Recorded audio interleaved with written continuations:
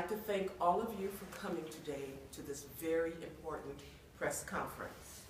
Tonight, Governor Walker will deliver his State of the State speech.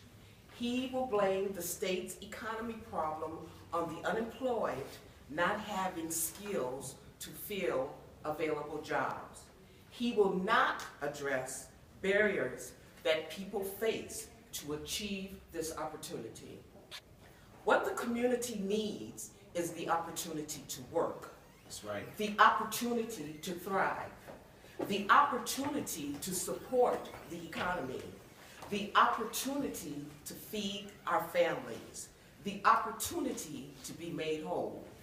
What the community wants is equal opportunity to secure employment. We have laws that protect the unemployed, but those laws don't protect the unemployment status of the unemployed.